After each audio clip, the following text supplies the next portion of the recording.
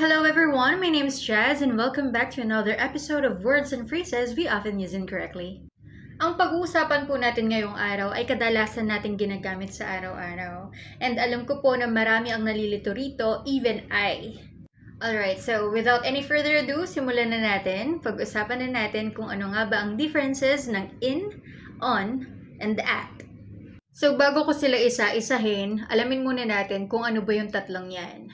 So, ang in, on, at ay tinatawag pong prepositions. And they often indicate location, direction, time, or manner.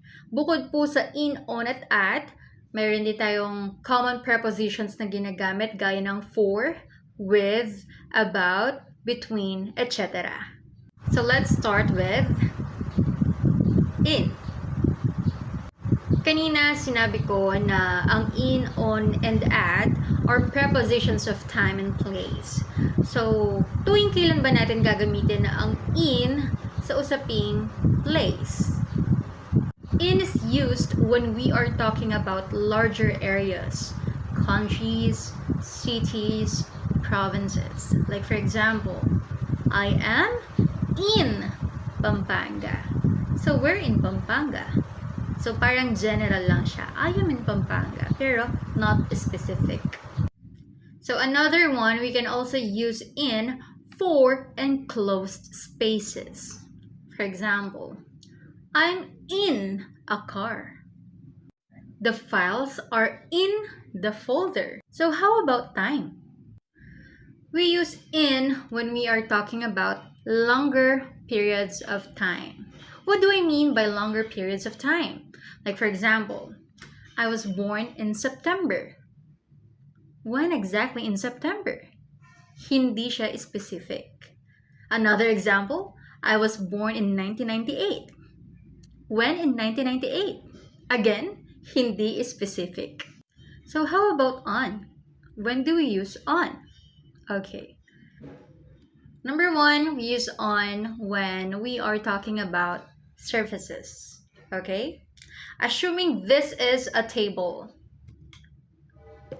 and I put my tumbler on the table. Why on? Because it is a flat surface. Let me give you another example. I saw the news on Facebook. Hindi nyo inasahan yun, no? Well, opo, we use on when we are talking about any social media platforms like Facebook. Why on? Kasi we are viewing them on a screen, the screen of our mobile devices. So, technically, we are going to use on. Aside from surfaces, we also use on when we are talking about public transportation. So for example, I'm on a bus. I'm on a bus. So kanina, nung pinag-uusapan natin ng in, ang sinabi ko, I'm in a car. Kasi it is an enclosed area. Now, I am saying, I'm on a bus.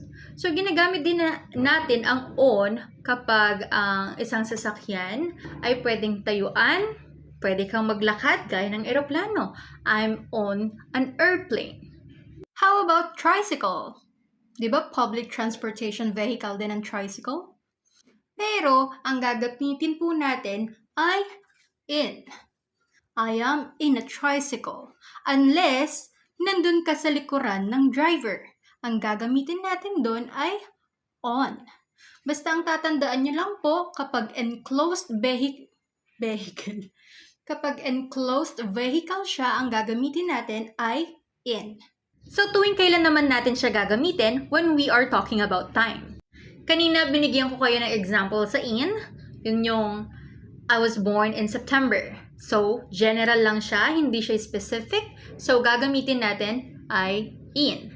Pero, kapag ginawa natin siyang specific, like, I was born on September 23, 1998, on na po ang gagamitin natin. Bakit on? Kasi po, we are being specific. So, kapag specific po yung sinabi nating day or date, ang gagamitin po natin ay on. So, baka may magtanong, paano kung wala yung 1998? On pa rin ba yung gagamitin natin?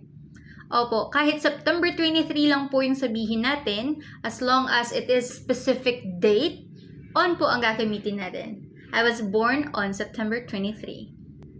And bukod doon, sabi ko nga kanina, kapag specific dates. So, gagamitin din natin sila like on Monday, on Tuesday, on Wednesday, on Thursday, and so on and so forth. Ngayon, dumako naman tayo sa at. So, ginagamit natin ng at when we are talking about specific locations and events. For example, I'm at the mall. Hala, di ba enclosed place ang mall? Bakit hindi in? Well, at po ang gagamitin natin kapag ang tinutukoy natin ay yung mismong lugar, yung mismong mall. So, tuwing kailan natin gagamitin ng in? So, gagamitan po natin siya ng in kapag ang pinag-uusapan natin ay kung ano yung nasa loob ng mall. For example, there is a lot of stores in the mall. So, paano naman when we are talking about time? So, kung yung on ay ginagamit sa specific day or dates, ang at po ay ginagamit sa specific times. For example, I'll be in the office at 8 o'clock in the morning. Specific time. Another example, I'll see you at midnight. And lastly, ginagamit din natin ang at sa events. Sarah Geronimo performed at the concert.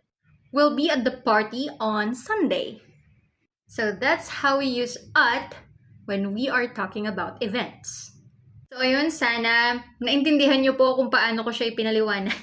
Init na po ako kaya puputulin ko na tong video na ito.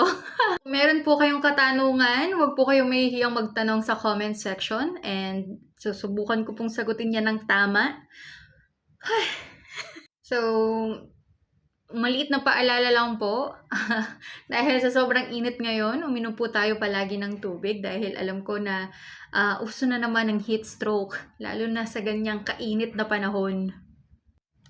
Kung kayo man po ay may natutunan sa aking content ngayong araw, please feel free to hit the like, please. Nagmakaawa. Okay, ayun po. Again, maraming salamat po sa inyong patuloy na pagsuporta sa aking journey as content creator. Sa mga bago lang po at ngayon lang nakita ang aking content, sana po ay supportahan niyo rin ako by following my Facebook page, Miss Jassy. And I also have YouTube account po, Miss Jassy rin ang pangalan. Nasa Facebook page ko rin po siya kung i-check niyo yung aking timeline.